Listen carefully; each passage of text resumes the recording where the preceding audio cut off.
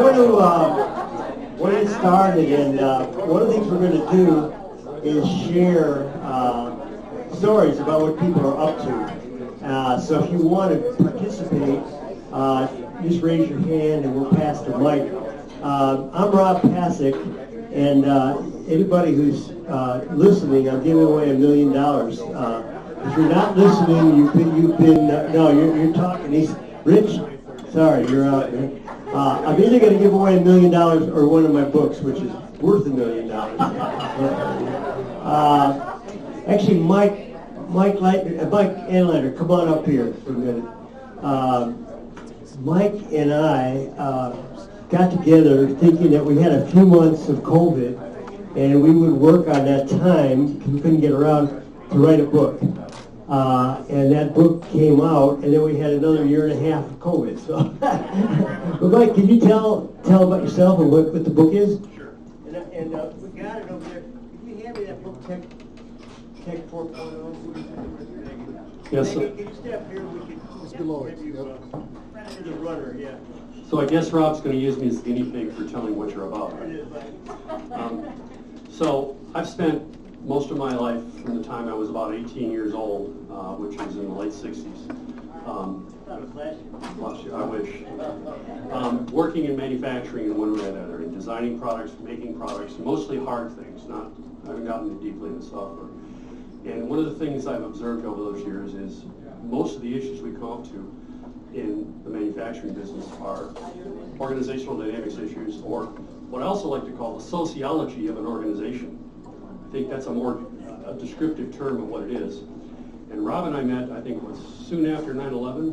Yeah. At one of the Ross reunions. Yeah, that's held I was presenting on my experience. Exactly. And we obviously, I took right to what Rob had to say. And over the years, we talked about stuff. And what we tried to do here is combine some of the hard lessons I've learned in working with engineers in particular, with Rob's incredibly in-depth knowledge about emotional intelligence, and tried to find a way to present that kind of useful and sometimes life-altering information about emotional intelligence in a way that would resonate with engineers. Well, thank you. Thank you. We need it. But in fact, engineers are not completely different from other people, but they are somewhat different. In some ways, they're extremely different. There's a spectrum, like there is for everyone else, of their life experiences and behaviors. But engineers do have some issues, and what we try to do is take a lot of what Rob has written in his other books and apply it using analogies and stories that I have from the manufacturing world in a way that I think would be instructive to engineers. And so I think, Rob, is that a fair explanation? Yeah. And Mike is also a great guy, so he's a wonderful human being. Mondays, Wednesdays, and Fridays only. I have a special scale of emotional intelligence just for engineers. It's different than for, and you get a 10 on that. Oh, really? Now, if we throw you in the major path, it might be a little different than specialized groups. Go ahead. It certainly was not a smooth learning experience for me. Because I grew up in exactly the kind of person that I tell you not to be in the book. And so I personally lived through this. I personally made a lot of mistakes that I cautioned people about over the years, and I'm still alive to tell the tale. Although I've danced with the other side a couple times in the last few years. Thanks, Mike. And Mike spent a lot. You're still living half the time in Texas, right? Yeah, I live 7 months of the year in Dallas, Fort Worth, and the other 5 months of the year somewhere between Traverse City and Gaylord. Sweet, yeah, so that's pretty sweet. Good way to live. So I know there's a lot of announcements of people, so I'm just going to call on some people that I know have done some interesting things, and then we'll also have a chance to raise hands. We're going to use about, maybe half an hour. Danny's going to be coming in pretty soon. So who else has an announcement? I know, Lee, why don't you update us? No? Yeah. Your buddy? Who's working with you? Jane, okay. So you want to tell us what you've been up to? Jane is coach, marketing, consultant. Come on up, talk about wind. Yeah. Good morning. I'm Jane Birch, and I just started a new venture as a fractional chief marketing officer to the alternative energy industry. And I want to introduce Zingerman, who's one of our clients, who's also his business is Arbor Wind, and we're doing some great things there too. Yeah, Arbor Wind. I'm going to make the pitch for Arbor Wind since no, Dilip, you ought to make it. All right. I can't make the pitch for you. Thanks, Robin. Thanks, Jane. I'm Zingerman with Arbor Wind. We've been developing this wind turbine for 17 years, and I think finally the universe is aligned to get it into the marketplace. So, thanks. So if Danny was here, his company would be inspecting the blades for our turbine, which is much better than the existing turbines. We don't kill birds and bats. We can literally be deployed anywhere, literally right outside here, and give you power for like 4 cents, which the utilities hate, because we're 1/5 the cost of them. So anyway, so to make a long story short, after developing it, testing it, now we're bringing it to market, and hopefully very soon we should have a big announcement. Next unicorn. 17 years of hard work. I see Dilip, we share an office building, and he spends a lot of time on the phone. I don't know who you're talking to, but you know, it's, I hope it's people with some deep pockets, right? So I'm going to just, because of time, I'm going to ask people maybe just to raise their hand if they're doing something. Stacy, you want to just introduce yourself? Stacy and I are doing some work together, so maybe you could talk about what you're up to, where you've been, and where you're going. And you know it's dangerous to give me a microphone, Dr. Rob. Hello, good morning. I'll wake him up. I'm Stacy Kolengowski. I'm doing a lot of work with Dr. Rob in the new year. We're excited to share some of that with you probably in our next session. I was a long-time corporate America gal, so 25 years in corporate America, advertising, marketing, sales. All over, but most recently 13 years at Google, so I had a good run there, and did some really amazing stuff, but ready to do it on my own now. So I'm launching my new business. During COVID, I got my executive coaching certification, and I have an ACC, and I went through Hudson Institute, which is a great coaching outfit. And yeah, so I'm doing that. I'm doing executive coaching, leadership, workshopping, a lot of team coaching, help teams come together in better ways, lots of group coaching. I do a lot in the DE&I space, a lot for women and underrepresented groups as well, and just looking forward to partnering more with Dr. Rob in the new year. Stacy I've had many people come up to me. I run groups, and kind of my thing is working with men. I've written about men. I've studied men as a psychologist since the 80s. But I get a lot of women coming to me saying, I want to be in a group, but I want to be in a group with women. So Stacy's going to organize a group for women. So if you want to be part of that, email her or me. We'll send out in the next Dr. Rob newsletter your information. So if you talk to Stacy, by the way, after we're done here, we can move out to the outside because they're going to set up this room for lunch. So we don't have a lot of time. So thank you, Stacy. I see Rich out there. Rich, what are you guys up to? You can just stand up and say, Rich got a big voice. Good morning, Rob. Good to see you. We just moved. You say who you are, Rich. Rich Sheridan, CEO I know your of parents know, but you may not. Renewable Innovations, software design and development firm, 21 years old.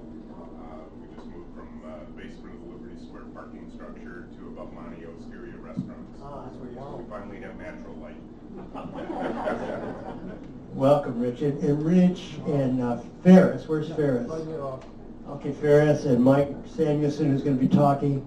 There may be others out there, Mike Anlider. We've been all working together since the early 90s. And we all have sort of seen our businesses grow. Rich and I used to have coffee talking about what we wanted to do. Ferris and I had coffee. Mike was doing some different things, but had different dreams. So, Jen, I think we go back about that long, and also 3 businesses later. Ferris, you got a couple of awards. He's a humble guy, but this is not a place to be humble, so. Thank you, Rob. Yes, I have, well, just mention one.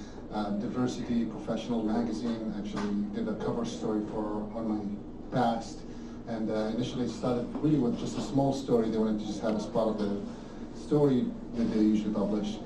And then the editor came back and was like, well, can you give us a few more information? And then we gave him a few more information, like, do you mind if we put you on the cover? And so we ended up on the cover of the magazine, which is a big deal, I guess. And so thank you very much. Thank you, Rob. And he looked good. He really looked good. He looked good. Good job. Yeah. No, wait, Ferris. We're gonna have a little contest with Ferris here. He's got some milestones, and I want to compete and see if anybody can top this. Frequent flyer miles. 1.5 million. Anybody copy it? Okay. Trips to. You got somebody?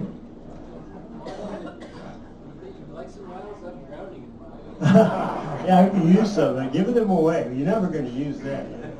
How many trips can you make? And also, your second thing is trips to the Middle East. How many trips have you made?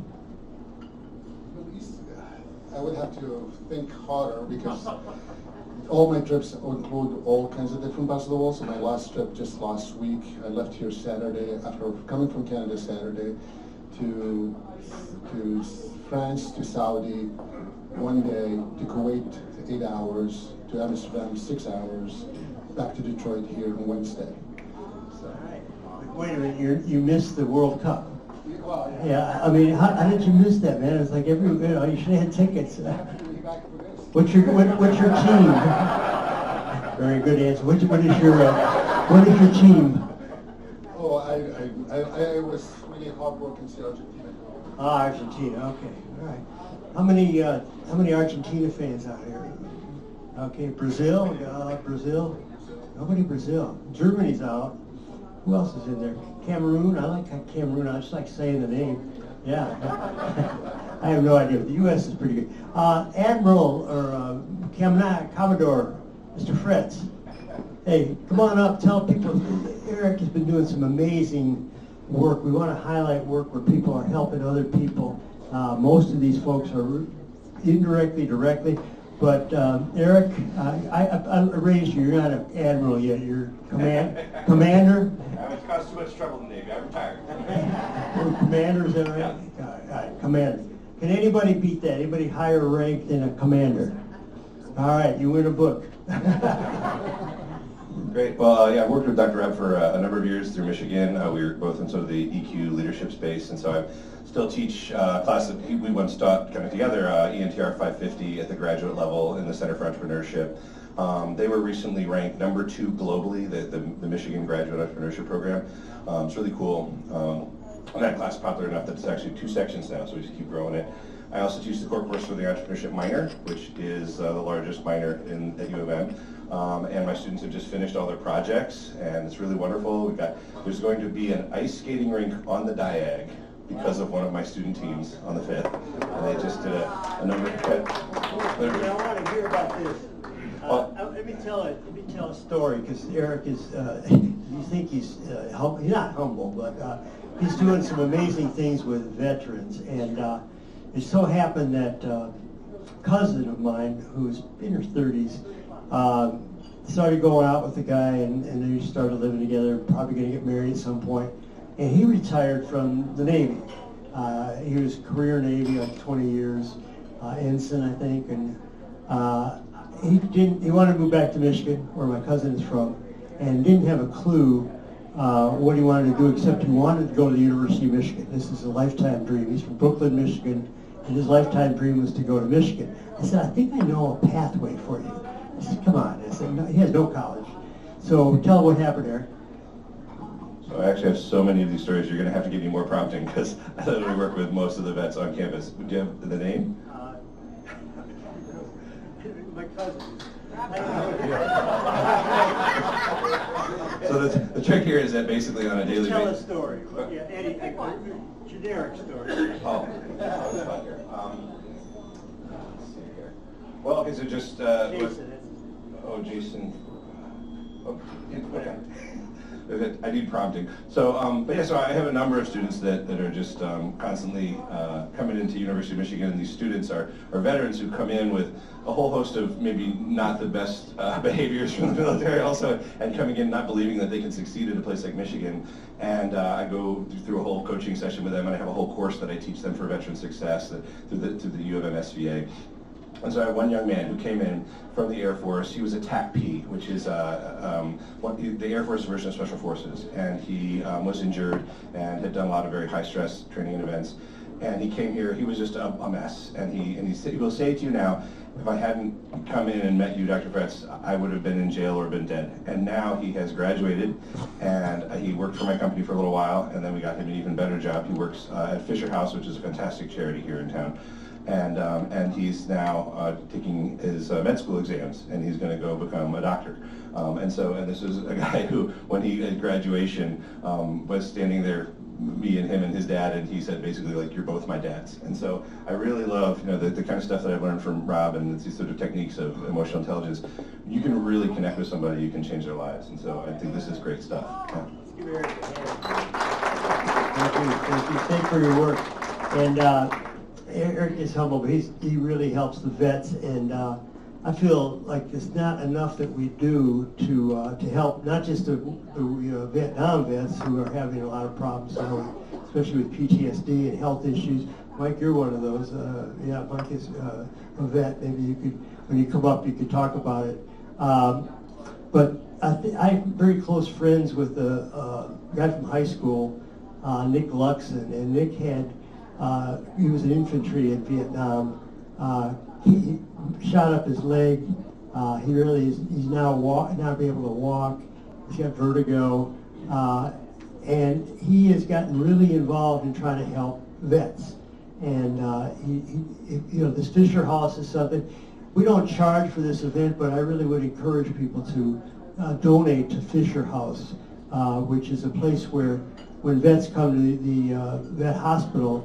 It's a place where the families can stay. Often they can't afford to stay. So I know a lot of people in my family that have PTSD. Nick has that. And I've been doing a lot of research on trauma since we've been last here. And I think it's really fascinating how hard it is to work with PTSD. And surprisingly, you know what they're now using, finding most effective? Anybody know? Speak up about it. Psychedelics, yeah. Psilocybin, LSD, all the things that in the 60s were like, oh my God, you're going to do that. You're going to blow your mind. You're going to become psychotic and never come back from it. So needless to say, I didn't try that. Tried some other, marijuana was my only thing at that point. So anyway, that was, I think there's a lot of things that we really need to be thinking about in our society, and so many places to help. Alternative energy, but I think it's really important to look out for the vets this year and donate to wherever you want. You can donate to a local veteran group. What are the ones that are local? We've got, I have two. One for the Veteran Treatment Court and another one for... I'm sorry, I didn't speak up. Oh, the Veteran Treatment Court, which here in Washtenaw County, and I run the mentor program for that. And we also have VCAT 9, which is a 6-county spanning support organization that tries to coordinate all the veteran helpers. I chartered that through the MVAA, and I'm the chair of that, and that has a subordinate 501c3. So those are, if you're looking for a spot donate or... So, we'll put Eric's address, and you can contact him or talk afterwards to him if you want to learn more about that. I just want to say a few things about LeadersConnect and about Rob Pasick. Over the last 3 years, it's been really an unbelievable experience for all of us. I mean, something we'll never forget. Will probably be written about forever, and it's just unimaginable. We've had in our house a lot of the time my wife's mother, who moved up here from Florida a couple of years ago. She's turning 100 next week. So we're very excited, but it was, yeah. I'll put her name in there too, Megan. So if people want to send her a card, it's really interesting. We sent out her. She loves Michael Feinstein. Anybody know who Michael Feinstein is? He's kind of a crooner, and he appears a lot on PBS. He's kind of like the modern, I don't know, Frank Sinatra, things like that. But we sent a note saying, hey, Gene loves you, and could you send some kind of greeting? So he sent this video. There's a 2-minute video singing to her. It just is really touching. And we're going to surprise her with this. She has 50 people coming from all over the country to celebrate. her 100th birthday. Plus, she lives at Brookhaven, and there's 100 people there, and they're going to throw a party for her. So I never knew anybody 100, so, and she's as sharp as can be, beats me, taught me Mahjong and beats me at it all the time over the COVID, so it's quite a story. And I'm proud of the fact that we were able to keep LeadersConnect going through these years. We had probably about 20 or maybe 30 sessions of Zoom-based, and we had up to 60, 70 people that were participating. I know Jane was on there frequently. And we had at first doctors and nurses who kept us up to date on what was going on. This is when the crisis at the hospitals were going on, and there's a lot of support for Rob McCurdy and other people. But we were able to keep LeadersConnect going. This is the first time we're back live, so I'm really excited. I've also, as Mike said, we've written a book during this time. I continue to see my clients mostly on Zoom. Now I have several clients, executive coaching clients is what I do, that I've never met. They're all over the country now. I just talked yesterday to the dean at MIT, that is my client, and I probably will not meet him unless I go to Boston or he comes this way. So it's really been a different experience, and a lot of people who are doing therapeutic work, executive coaching, find it works fine on Zoom, which is pretty incredible. What else? Oh, well, I was really safe from COVID until last month. And then my mother-in-law at Brookhaven got COVID at 99. She went to the hospital, and in one day she was better. They gave her some medication, and she was back on her feet pretty active within a week. But my wife, who cares for her, caught COVID, and then I caught COVID. So we've had, this is about 8 weeks ago, so I'm fine now, but I had a second bout of it, and I've come out of it with some problems. So I think the thing about COVID, we just don't know how it affects people. It's not just when you have the COVID, but later on. So it affected, I have an inflammation in my eye. I had glaucoma, and this really inflamed it. I'm using a walker, and that also, I've got a nerve problem, which I've been able to get around with, but now post-COVID, you can't blame something, you don't know for sure the cause and effect. But now I'm using a walker to be safe and not to catch my foot and trip. So anybody else have things that past COVID that affected you, or stories? Jed, come on up and talk about it. I know you've been through quite a experience. What you wrote? I did. So I had COVID a year ago. I'm Jen Baird, and at basically New Year's I had COVID, and one of the things that happened, COVID was a blessing for me, believe it or not. I ended up having bilateral pulsatile tinnitus, which is ringing in your ears. It's unusual to have it be bilateral. It's unusual to have it be and pulsatile at the same time. So in March, because it was persisting, I went and had a meeting with an otolaryngologist. The otolaryngologist said, "This is really unusual. We should send you for a CT scan." Next week we went to a CT scan, discovered what are called incidentalomas, which are tumors that you discover by accident in my brain. So I had 2 meningiomas, for those who know the terminology, which are typically benign, and typically you don't do anything about them. But mine were causing my brain to swell, and I ended up having a craniotomy and an operation to remove those tumors in May of this year. So I'm still here talking to you. I still have the ringing in my ears, so my COVID stuff persists. But I wouldn't have found what basically caused headaches for an entire year without that COVID experience that caused me, because I would have thought, oh, headaches must be stress. Sometimes headaches are caused by other things. And Rob's right. I have a blog called StartupCEOReflections.com, and that blog is got, I think, 5 or 6 posts now on my whole brain tumor experience and what that's like as an entrepreneur, because I'm a serial entrepreneur now looking for the next thing. Did you have to give up your work because of that? I mean, is that part, I know you left your company, but is that part of why, we haven't really talked about it, but I'm sure that affected it. It didn't. Yeah.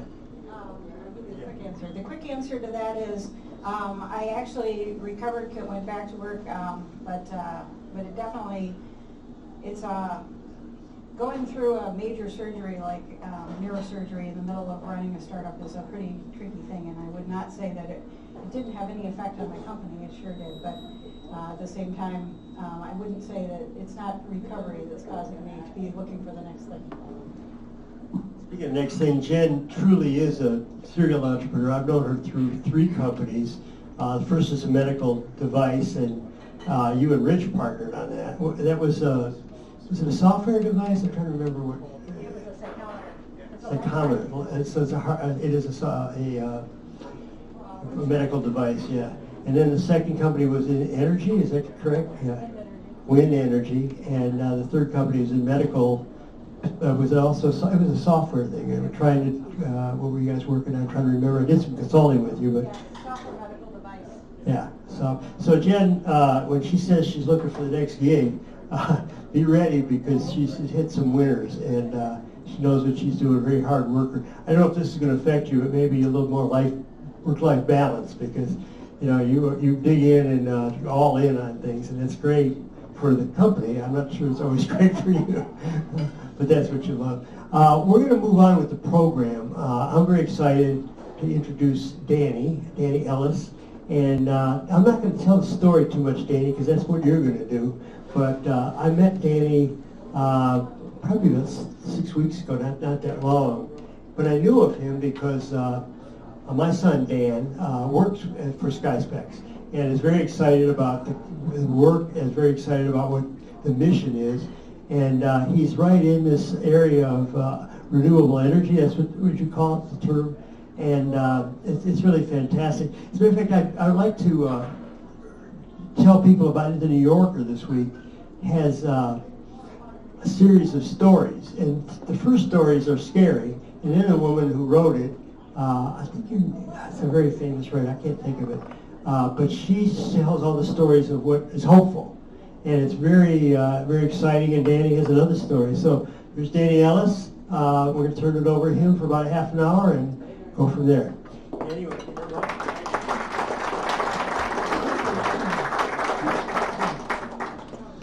Good morning, everyone. I recognize many of you in the audience, so I think many of you have heard this story in many different forms and flavors. But I'll just tell the founding story of SkySpecs. It'll be an update for some of you, hopefully new for some of you, and it's a very long story, so I'm going to have to cut it short in a few areas to fit it into a 30-minute window here. But so real quick, my background.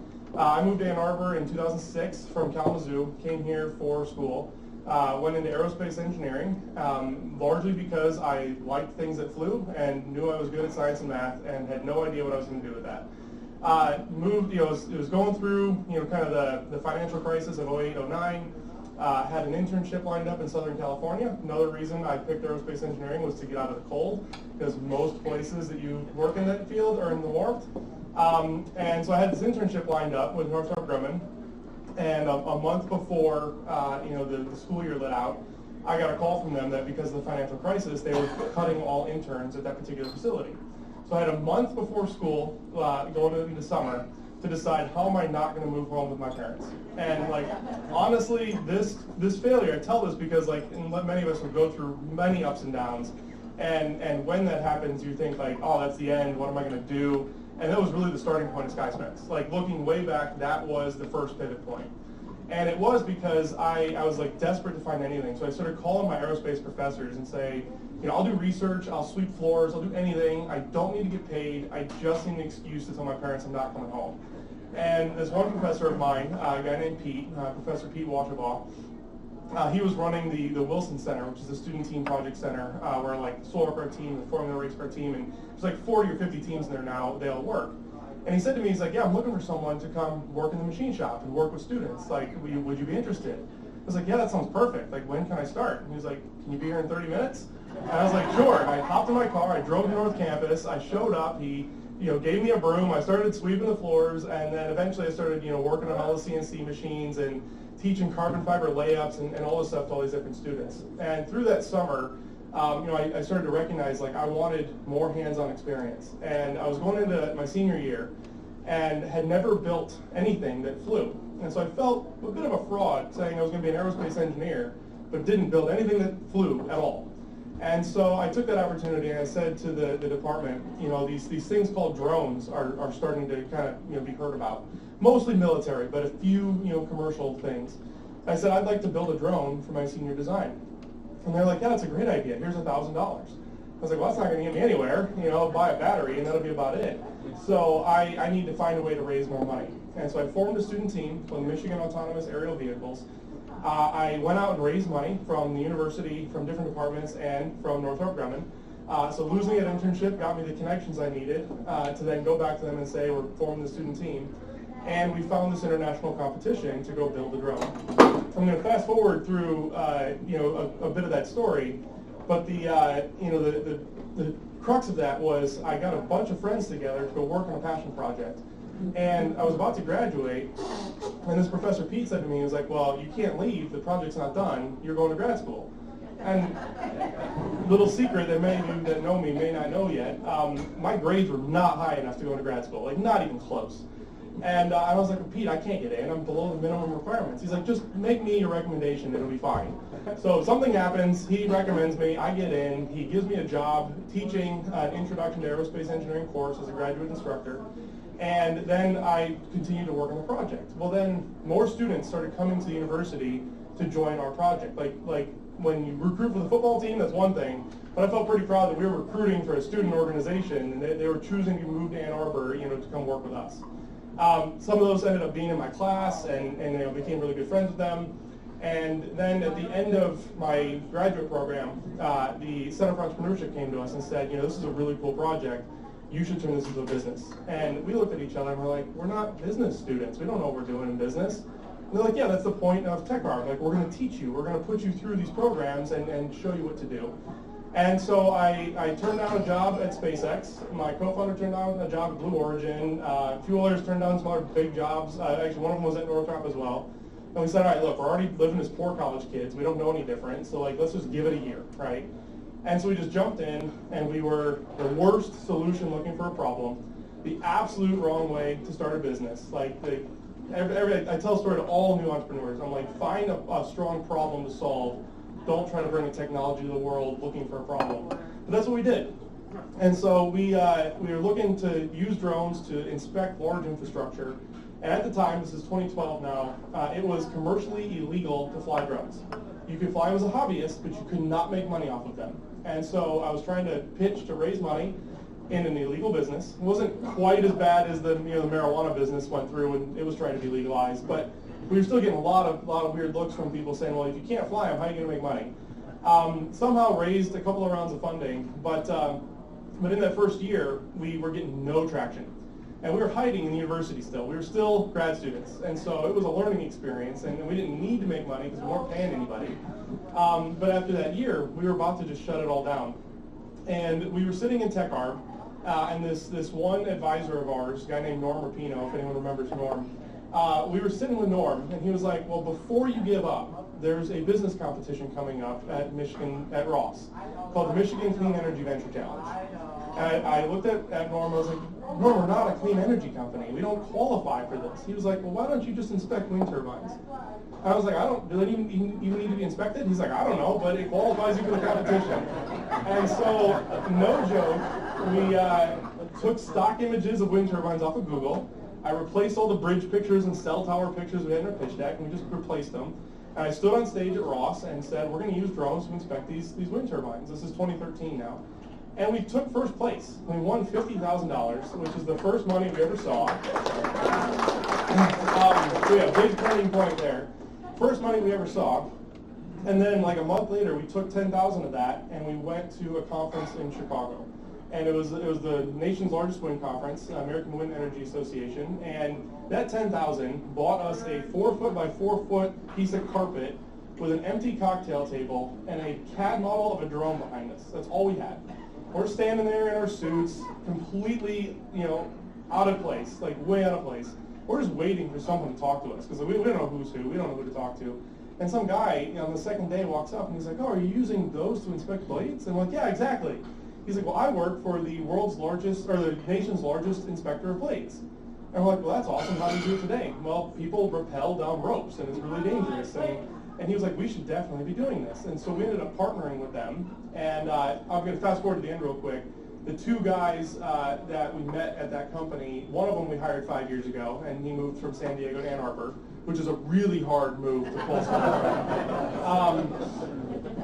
But the second guy that was actually the first guy came to find us, we hired him yesterday, which is really kind of funny full circle. So he's been in the industry a long time, and he finally made the jump over to us. But anyway, so we meet these guys and we start learning what are the problems in wind. And as it turns out, they didn't really know. The wind industry was very young. Blades were getting significantly larger. Nobody was keeping an eye on them. And so we said, all right, we're going to go do this with a drone. Well, many failures along the way. This was in 2013. I'm going to fast forward through a lot of the next 3 years because we didn't really do much. We thought we were doing a lot, but we really didn't. And we raised a round of funding in 2015 off of a letter of intent from that partner company, this company Upland. And this got local investors to say, hey, this is great. Let's go, put some money into SkySpecs. So we raised about a $3 million round, Series A round. And 3 weeks after that round closed, that company got acquired. They got acquired by Vestas, one of the world's largest wind companies. And our points of contact were all fired. Well, when that happens, your LOI disappears. It's just like it never existed. And so I had to walk into our very first board meeting, January of 2016, and say, that LOI you just invested off of is gone. And no joke, I thought I was getting fired. Like that was the end of the road for us. And thankfully, the investors, all local investors that many of you know, were like, all right, so what do we do next? And so we realized, like, $3 million in the bank, we had to make revenue before the next funding round. Otherwise, we were never raising money again. This is our second round of funding. We did $600,000 seed round, $3 million Series A. If we didn't hit revenue, that was it, end of the road. And so we got our team together, which was like 9 people at the time, something like that. And we did like a 2-day offsite where we just said, forget about everything we're working on. We need to go figure out how we can make revenue. And this was this is probably the biggest turning point in SkySpecs history. We realized that as a team of engineers, no business people on the team yet, still just a team of engineers, that we were really bad at setting deadlines and sticking to them. Because nobody was waiting on us. It's not like a customer was about to buy. It was just our own deadline saying like, hey, we should build this next part of the product by this date. Oh, we missed it. Let's push it out a few months, right? Like that was our process. So the revelation in this offsite was when we were students and we were going after the student competition that we were part of every year, that competition was happening in August, whether we showed up or not. Right? That was an external deadline that we could not change. And so we always made it work. Like we always finished the product in time for the competition. So I said, we need that equivalent in the business world. So we did some Googling. We found a wind conference in Hamburg, Germany. By the way, none of us had been to Germany before. None of us spoke German. But we said, this is the world's largest wind conference. It's in September, so 9 months away from when we were sitting in this room. And we said, we're going to launch the world's first fully automated robotic inspection of turbine blades. And we're going to do it live at that conference. And we're going to market it. We're going to tell the whole industry. And if we fail to show up, then the whole industry knows that we're done. Like we don't actually have a product. But if we succeed, maybe we'll have a chance at signing a contract. And so that focused our small company to be able to say no to everything else. Like if it didn't go into that demo, we weren't doing it. And I told them, like, look, I don't care if we spend all $3 million going into that demo. Because if that demo fails, who cares if we have money left? Like this, just going back to the investors at that point. So we might as well put all of our eggs into this basket and make sure that we have a successful demonstration. And we ended up finishing that project 6 weeks early, which is the first time we were ever ahead of a deadline, right? So much so that we sent our engineering team to Germany 2 weeks ahead of the conference just to put polish on it. So they were out demoing it themselves, just making sure it was working. And then we get to the conference, and we've marketed it to everybody. We've got buses lined up. There's only one wind turbine in driving distance of Hamburg, Germany, that we could even take people to. So we convinced the owner of that one wind turbine to let us use it as a demo and all this stuff. But the day we get there, it's 25-mile-an-hour winds. And we've only tested the drone in 15-mile-an-hour winds. But we designed it for 32, and so we're like, it should work, but we don't know if it's going to work. And so my team looks at me and they're like, what do we do? And I was like, well, the customers are here, so we push go, because like that's all we can do. It's like if it doesn't work in wind, what are we doing in the wind industry, right? Like, it has to work in wind. And so the drone took off, and if you just stared at the drone, you couldn't tell it was a windy day. It was so steady in the wind. It finished the full inspection in 10 minutes, and then it lands. And the large group of customers are like, is that it? Like, yeah, it's done. And they're like, well, how do we know it's done? And we said, well, let's go back to the conference center, we'll show you the data. And so we already had it ready to upload the data to our system that was going to display all the images. And we even had people rapidly working in the background to like go manually mark where damages were on the blades so they could see them when it came up in the demo. And a week later, we signed a deal with Siemens, who at the time was the largest manufacturer of turbines in the world. So we did that, and then with that contract, they said to us, well, we want you to go offshore. We want you to do this in the ocean. And we were like, well, what does that entail? Well, we've never been out there. And they said, we need this on a job in the ocean in 4 months. And so what did we do? We flew back over to Denmark, like a month after we were in Germany, got on a boat, went out into the North Sea to a wind park in the ocean and observed what it was like, did a few test flights off of a boat, and 4 months later, we did our first job off the back of a boat, which was insane. We are now still the world's largest offshore. It's not that impressive. There's only like 6,000 turbines offshore. But we inspect like half of the world's offshore wind power every single year, which is mostly in Europe. About to grow here, but they're huge. Yeah, so one blade is the length of a football field, including the end zones. A single blade, made in one piece. And that's what we have to go and fly along and look at every square centimeter of 3 of those in the middle of an ocean with a boat going up and down like this in the waves. It's chaos, but we've since pretty much perfected that. But anyways, we get this contract, and then we start signing up jobs for 2017. And we were hoping to get 1,000 inspections done in 2017. And in like March of that year, we put out this press release about our work with Siemens and the offshore stuff we were doing. And we get a call from someone in Iowa that needs 900 turbines inspected. And we're like, oh my God, we're almost at our target with just one job. The problem was we had no pilots, we had no field operations, we had nothing ready to deploy. So we pack our drones in a car, we call up some friends of ours from the drone competition days in the university, because we knew they were drone pilots, and we're like, hey, would you pilot this thing for us? And they're like, yeah, we'll be there. So they drove from North Dakota, met us in Iowa, and we sent 2 people in from Ann Arbor to Iowa, brought the equipment, set it up, did all 900 turbines in like 2 weeks, and we left, and the job went spectacularly well. 5 or 6 years later, we met up with that customer, like maybe it was like 5 years later, we met up with that customer, and he was like, I had no idea I was your first customer. He was like, you guys are so impressive. Like, I thought you'd been around for years, right? And thankfully he took a chance on us without knowing it. And then we ended up doing about 3,700 inspections that year when our goal was just to get 1,000 done. And so at this point, we built a company that could take pictures of turbine blades. And for us, that extreme level of focus, be the world's best at taking a picture of the tip of a turbine blade. Like, you can't get much more niche than that. That allowed us to excel in that area. When most drone companies were trying to be in 40 different markets, we were trying to be in not only just one market, but one application of one market. And from there, we started building up, like, well, what do customers actually care about that we're building? And so in 2018, we realized it's not about the drone. It's not about the inspection even. It is about telling the customer what to do next. It is giving them a list of action items on how to maintain their fleet so their billions of dollars of investment don't fall over. And at this time, the wind industry was struggling to understand how they're going to keep up with the pace of new installations and old assets that are supposed to last 25 years that are lasting 7. How do you make sure they last more than 7 years? And so we started signing up like every major owner-operator out there. Fast forward through many of those years, but we since shifted the entire company, and about 2018, 2019, we stopped calling ourselves a drone company. We started calling ourselves a wind company, and we said we're a wind company that uses robots and automation in order to extend the life of these assets. And everything we innovated from that point forward was how do we get a better list of actions to help extend the life of these assets. I'll touch on a few points, and Rob, when do you want me to stop here? We're going to take back to the audience, so 5 minutes. 5 minutes? Oh yeah, I can make sure I can take time for a couple of questions if you want. We're going to have the group ask some questions. Perfect, yeah. So anyway, I'll fast forward through some of these points, but ultimately, we started focusing on being a data company, being a data-driven insights company. So how do we provide insights no matter what we're using in the field? So we started bringing in other capabilities, other sensing capabilities. We built a rover to drive in the inside of blades to look for defects. We've got leave-behind sensors that we can do. And then the pandemic hits.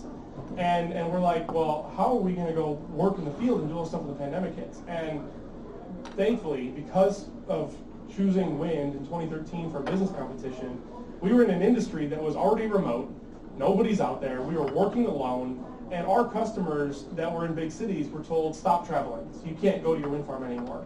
So we come in and we're like, well, we can travel. We're going to go to your wind farm. We said no more flights over the ocean. Thankfully, we'd already set up in Europe. So we made most people drive to sites instead of getting on planes. And our business started booming in the pandemic because they needed data on these assets, but they couldn't get there. We then, through another sort of serendipitous events, which I won't get into because it's too long of a story, but we also recognized, so we had just raised $17 million like right before the pandemic started. So a lot of our story has luck involved, absolutely. Like, we didn't raise then, we would have been dead. Like, we would have struggled to raise remotely at that time. So we raised 17 million, then we go into the pandemic, and we decide, like everybody else, to like just take a pause, stop hiring for a sec, like let's see where this plays out. And then very quickly after, we said, actually, we think this is an opportunity. I think it's an opportunity to go find small startups with really good technology and really good teams who are struggling to fundraise. And if they're struggling to fundraise remotely for like a Series A, and we have money, and we have valuable stock, can we go acquire them and bring them into our team? Long story short, we acquired 2 European companies 8 days apart, completely virtual, without ever going to visit them or bringing them here. One was doing vibration monitoring on the drivetrain, one was doing financial asset management on renewable energy. And our story changed in 2021, where we said we want to get data on all components, and we want to start moving this into a guarantee on the wind farm. So we want to go to the wind farm owner and say, you run our playbook, you run our predictive maintenance playbook, we guarantee you this financial output. We're not quite there yet, we're moving that way, but we've been working for the last year and a half to tie all that data together so every single action we give them has a financial ROI tied to it, because we are actually running all of their books and managing the finances of the wind farm. So that story has evolved tremendously. I'll leave it with this. We've grown from 3 people in my basement, like literally started in my basement, to in Menlo, and we parked ourselves in the middle of Rich's building for a bit. To now we're 250 people globally, with 4 offices in Europe, 2 offices in India, 2 offices in the States, and we're working in 31 countries with 90% market capture in North America alone. So all in wind, right? Extremely focused, all in wind, but still have a long way to grow. And for those that didn't, see all the press releases and whatnot, we raised an $80 million round from Goldman Sachs this last April, which came along with Nextera, who is the world's largest owner of wind assets. So those 2 things together, but we've got a long way to go. David, are you also a software company? Yeah, so this is an interesting question. Are we a software company? I still stand by the fact that we're a wind company. We build a lot of software in order to make that possible, but as we're moving to this guarantee path, which we're actively doing now, we're really pulling back from the traditional SaaS path. And this is something I've been seeing in many industries, in B2B enterprise industries, is that pure SaaS by itself is starting to struggle because the end user is saying, well, how do I get value? Like, I have to use your software to get value. Why don't you just give me the value? And so that's what we've run into with our industries. There's not enough end users to become experts on using a piece of software. So they come to us and say, why don't you just use your software and give us the output, and we'll pay you for the output. They end up paying us more for us using our own software. And so we've launched what we call our Tech-Enabled Insights group to stay away from the dirty word of consultants for venture capitalists, because they hate that word consultants. But it's a team of experts that use our software. And so we've actually, software is underlying the value, but we've actually shifted away from the business model of pure, we do sell some SaaS, but the business model is not focused purely on that. Yeah. Let's give Danny a hand for this. I know there's people out there that are thinking, I've been there, and luck has got to do with it. I know Dawn is in front here, and she also does a measurement company, right? So you appreciate the fight, and she's brought young son with her, so glad you're here. Yeah, I remember when you brought him to my class, and he was in a little type running around, and now he's a big type running around. It's like, welcome. Danny, I was fascinated by your story on the people side of things, but I was impressed that you said the 4 people that started are still there? 5, yeah. 5, yeah. All 5. I mean, how incredible is that to have 5 people that you started a business with, and you haven't blown up your relationships, you're still together. So that says a lot about you as a human being and these people as human beings and as engineers, so that's even more impressive, as Mike was saying. But the other thing that I learned about Danny when I had coffee with him, that he's also a really strong family man. And this morning you brought your baby to childcare, is that? Yeah, because I couldn't get here at 8 because childcare's not open yet. So Danny, could you just comment a little bit about some of the things you do to try to balance your life? Because people struggle with this. Yeah, definitely. It's a huge struggle. And in the early days, well, the other thing about all 5 of us, at the time we started the business, 4 of us were dating somebody. All of them have been married with kids now. So not only did we not lose the 5 originals, we didn't lose any of the significant others either, which was shocking. But in the early days, we were working 16-hour days repeatedly, 7 days a week, and traveling constantly. And we were under this mentality like, oh, we're only going to be here for 2 years and we're going to sell the business. So like, we better like hit it hard for 2 years and then we'll be off to our next thing. And frankly, no offense to anybody in the room that does this, but I do not like the word serial entrepreneur for that reason. Because when we got into the business, we were told, oh, you're going to be an entrepreneur. Do you want to be a serial entrepreneur? And it's like, we barely started the first thing. Why are we talking about the second or the third thing already? And so I was like, I really just want to focus on making this valuable. And then once we realized this was going to be a much longer journey than 2 years, but we cannot do this sustainably, right? And we were all about to lose our significant others had we done that, because like there was no time to even see us. So what was the point? And so we then realized, okay, look, we need to actually take a break. And we were forced to take a break when we got into a TechStars program in New York City. And so we were here in Ann Arbor in 2014. We got into this TechStars program, and we moved 9 of us into New York. Sort of 7 of us full time and a couple going back and forth. And we had a tiny apartment, a tiny office to work in. We couldn't bring all of our stuff. And then the office we were working in was closed on the weekends. And so they wouldn't even let us in on the weekends. So that forced us to go do something else on the weekends other than work. And it was at that moment we're like, oh my God, we're actually getting more done during the week if we take the weekends off. And since then, we haven't worked weekends. I mean, there's an occasional here or there, but like for the most part, weekends, Slack is quiet, emails are quiet, office is closed, and we've done that since 2014. And then once we all started having kids, we stopped working after 5 o'clock. So there's still work that happens after 5 o'clock, but there's a pretty definitive break where it's like, go get the kids, go have dinner. If the kids are asleep, okay, we might pick up a little bit of work in the evening. But then the other thing we did that I think was critical that a lot of entrepreneurs struggle with is hire great people and let them do the work. That's been my mentality from the beginning. Hire people smarter than me and get out of their way. And I've done that with all of our groups. So it's like, if you get a good team around you, you don't have to be the one doing every single bit of the business, which is usually what leads to your 16-hour days. It's like, trust other people to do it, share in the upside. We share our stock with the entire team. And it's like, then everyone will be committed to doing that, and then everyone can take that breather and have some time off. And then lastly, sorry, long answer to this question, lastly, I ensure when people go on vacation, I do not want to hear from them. And so it's like, if you're going to take a vacation, have a vacation, right? If you are with your family on vacation and working, it's not a vacation, and it's just a waste of time, and it's going to come back to bite you. So we make sure people take time off and get out of the office completely. Danny. I'm going to turn this over to you guys in a minute, but I just want to say that Danny inspired me for 2 things, both of which I failed at. One is, how long is your Wordle streak going?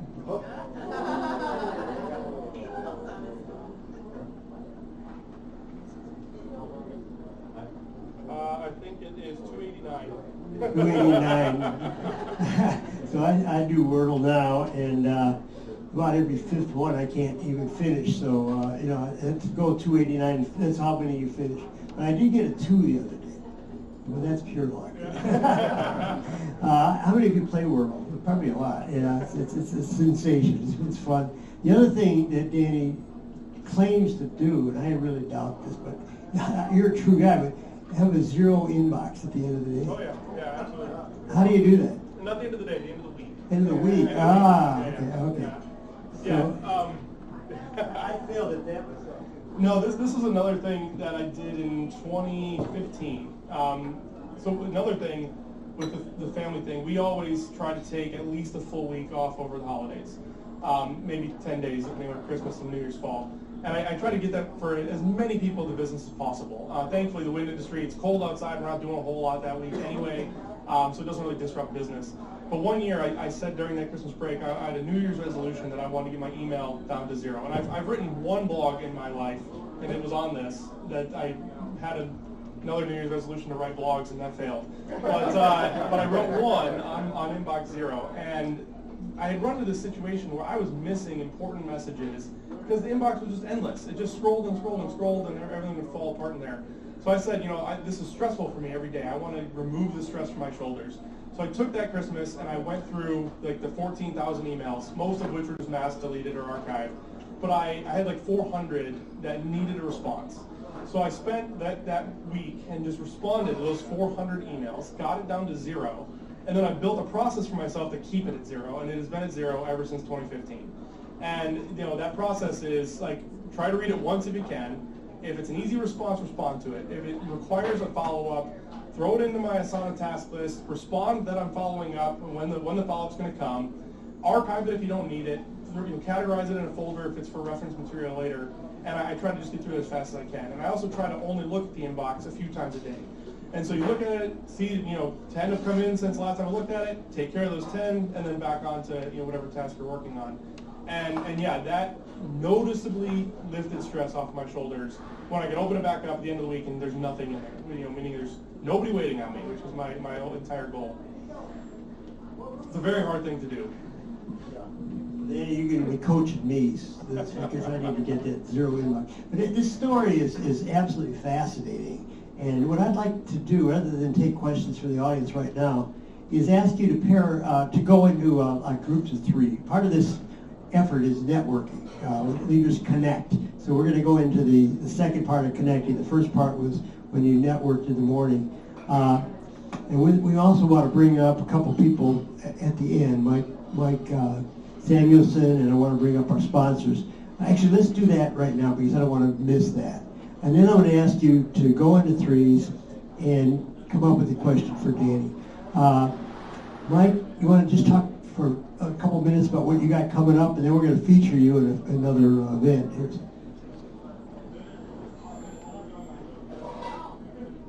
Thank you. First of all, I'm feeling very inadequate after listening to all of this, so kind of bear with me. Yeah, Mike is the founder and starter of Smoke Stoppers, so he knows his way around entrepreneurship as well. Well, actually, I would say I'm a serial entrepreneur, but I've learned better in the last 5 minutes. I've been fortunate enough to build a number of small companies along the way. So very quickly about this, because this is going to develop a lot more in the coming weeks.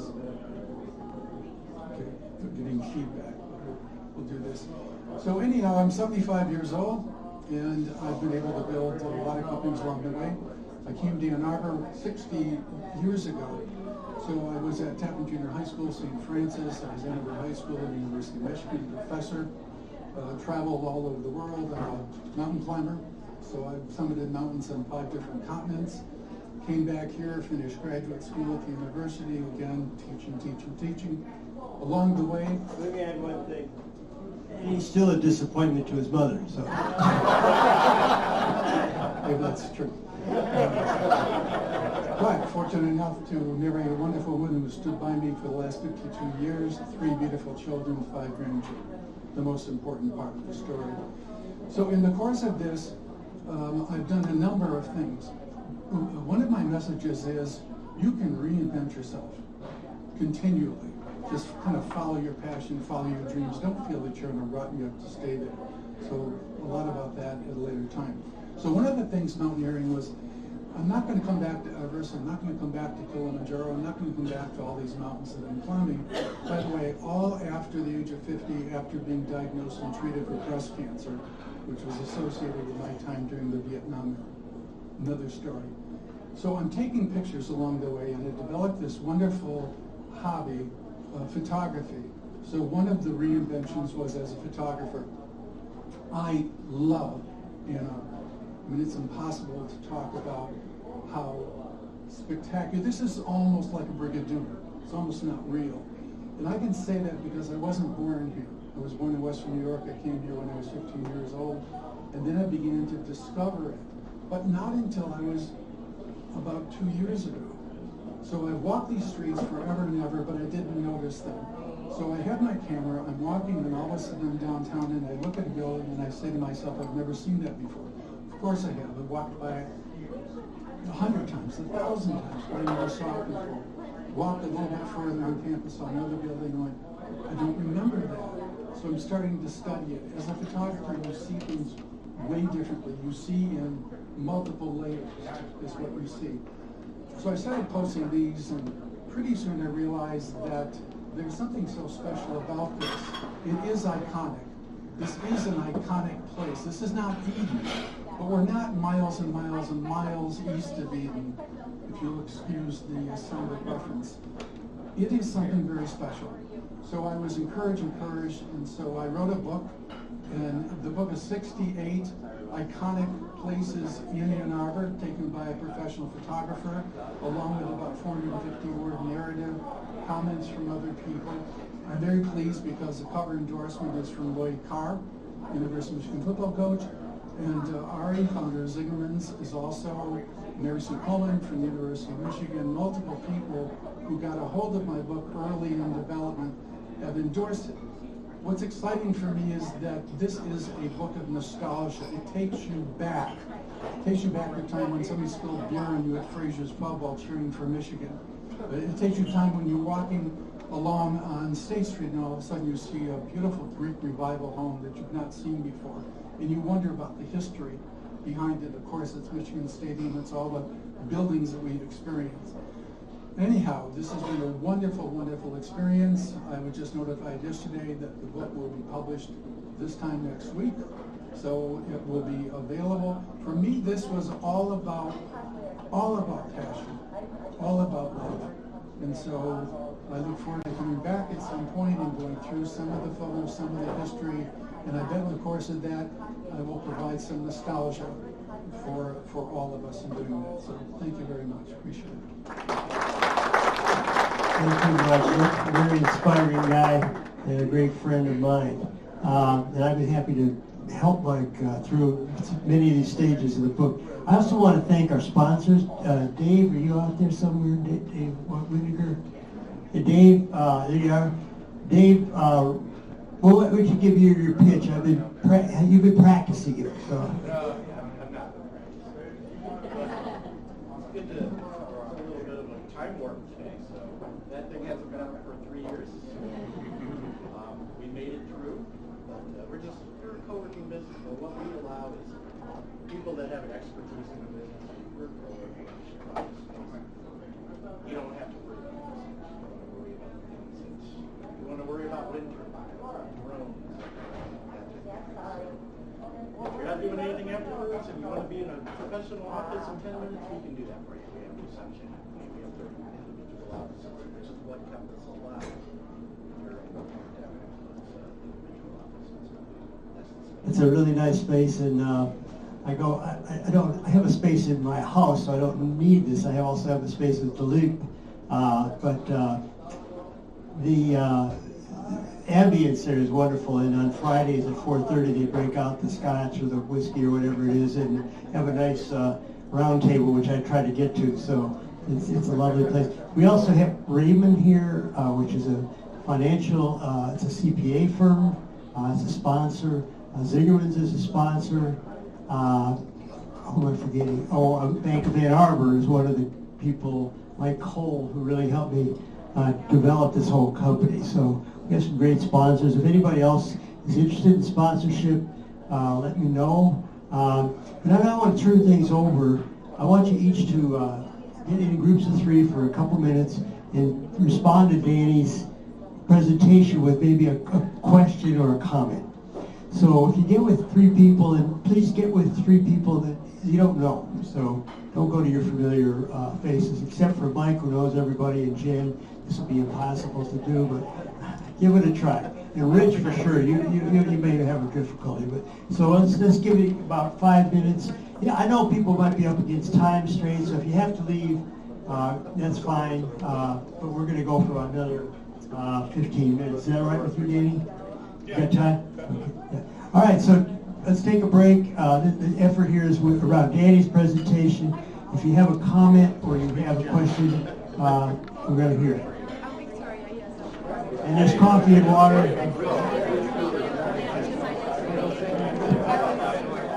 Please sit down.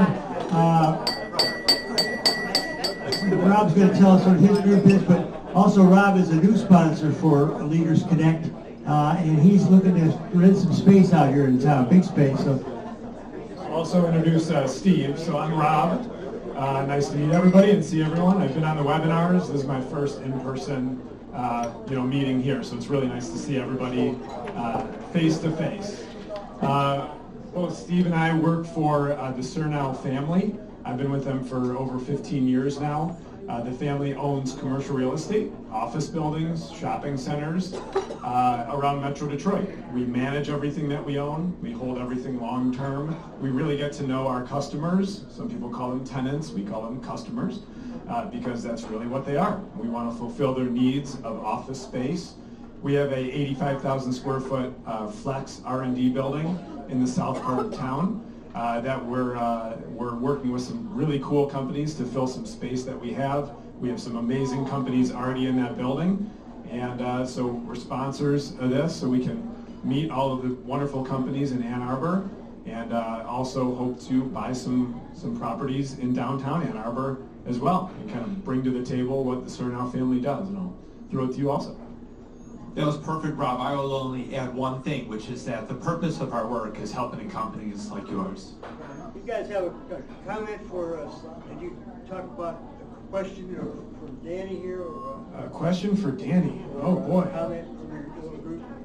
Yeah, go for it. Great. So my group's question was, we looked at the market share that you already have, and we wondered, how do you sustain that rate of growth?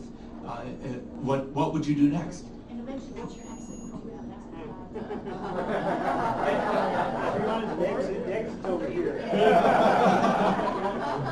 Yeah, good question. And to clarify, we have 90% of the blade market in North America, which is why we acquired companies to get into the rest of the asset. And so the growth plan was, we know everything about blades, let's find everything out we can about drivetrain, everything we can about finance, and if we can get into that other side of the world, the guarantee side of the world, which also touches the insurance side of the world, that market size is significantly larger than just the blades. So we have a lot of growth to go into those other areas, which is what we're actively doing. Exit, this I could talk about for another half hour. I hate the word exit, and I'll, once again, no offense to any venture capitalists in the room or anything like that, but back when we were in TechArb, they were like, all right, what's your exit plan going to be? And once again, I was like, we just started. Why are we talking about exiting? But then I learned through the process, and this isn't meant to be offensive or anything, it's just a fact of the matter is, we are the product of venture capitalists. And if we don't exit, they don't have a product, right? And so like that's necessary. So if you take venture capital money, you have to exit, at least for them. And so we started changing the mentality of what does an exit mean. And for us, the question is, how are we going to pay back our investors? So we have a plan on how we're going to pay back our investors, but I don't like telling the team that the team is done working on the problem.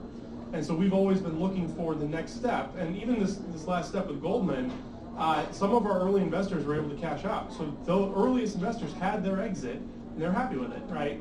But yet we got to move on to the next stage. And even the stage after this, the goal is, how does our team get to keep working on this problem while paying back the money that we raised? So that is kind of the journey we're on. One of my co-founders said the other day, he goes, I want to retire here. He's like, I don't ever want to have to get another job. He's like, I want to work here until I'm done working. And so for us, like, that mentality has been very different than what we were taught in the early days of, you're going to be here 5 years and exit, and then you're going to take the money and do it again, and do it again, and do it again. We're like, renewable energy has a 80-year problem ahead of it. It's like, it's never going to be done being solved. So yeah, hopefully that answers the exit question. One more question. All right, over here.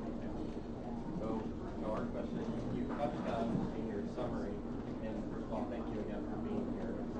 Say your name. I'm Todd. My company is O1. We're the home entertainment industry. And my question from our group is, you touched on in your summary how you did some product innovation. You started with drones, but then you talked about these other little things, sensors you're attaching now, and things that can go inside the blade. We're curious about how does your team decide what is going to be a new hardware product as you continue to grow, and then how do you decide where you're going to manufacture that? Yeah, really, really good question. So most of the decision is based on customer feedback. And it's not necessarily customers saying, hey, we need to be able to have this device. They're saying this is the biggest problem that we're faced with. And so we had a bunch of customers saying, you're finding cracks on the outside of our blades, but they've started on the inside and it took 2 years to propagate. We could have fixed it for $5,000. Now it's a $100,000 replacement or repair, a crane repair. And so I said, could you guys get some images on the inside of the blades? And we're like, well, let's think about that. How would we go about that? The first thought was, we're a drone company. Let's build a drone that flies inside the blades. That failed, and many people have tried this, and some are commercializing it. That failed from the simple fact that it's dusty in there. And the propellers kick up the dust, and your images are terrible. And so it's like, if you've got bad images, what are you actually doing? And so we said, well, how about we just build a rover? And it was literally a weekend project with some of my co-founders who went and built a rover.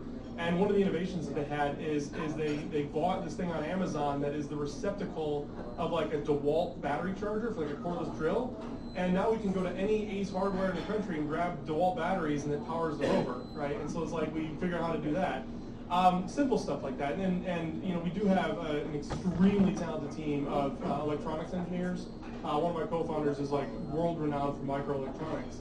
And the fact that he stayed with us instead of going off and doing something even bigger than us is incredible. But he's the one that said he wants to retire here. It's like he loves working on microelectronics for these kind of things. So we've got the in-house capability to spin these things up. We work, I think, with Celine Electronics, or whatever their name is there, locally. But we also do a lot of manufacturing around the world, local to our other offices as well. And a lot of it is mostly based on availability. We try to source as little as we can out of China, but we were trying to do this before supply chain challenges.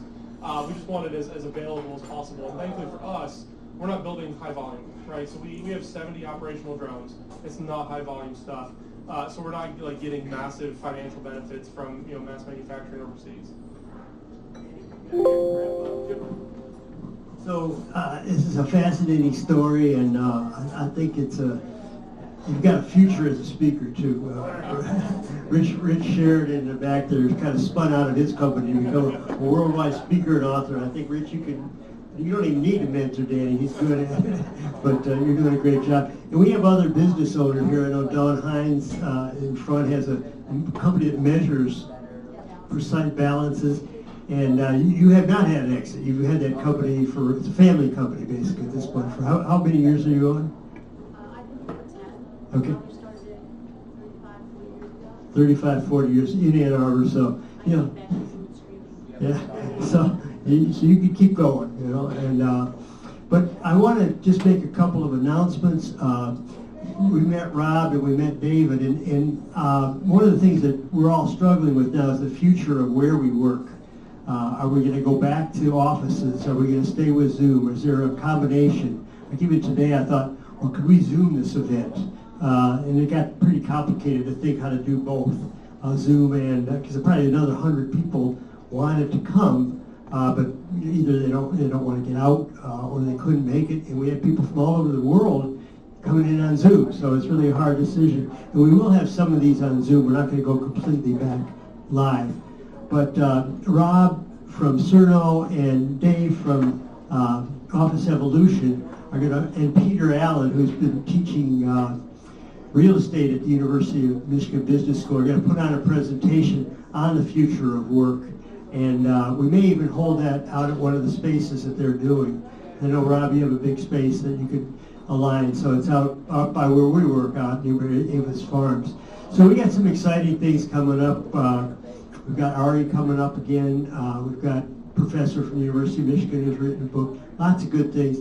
And Dawn and I, Stacy and I are thinking about starting a leadership group after the first of the year. So if anybody wants to join one of my groups, I've been running these for about 25 years, 10 leaders getting around a table and just really talking about the kind of nitty-gritty things about exits, about how do you deal with a difficult employee, how do you manage life, manage stress, and all those things come up. So if anybody wants to join that, you can either email me or catch Megan. But right now we need to boogie out because they want to set this up for lunch. So I think we could move things around the bar, and you can get a drink if you want, but yeah, it's almost noon. Friday, TGIF, you know, so, or you can drink a Coca-Cola or whatever. But also you can take a cup of coffee with you. But we need to get out, so thank you all for coming. It's exciting to be back, exciting to see new faces, and we'll go from here. But please exit the room, okay? Thank you. Thank you, dear.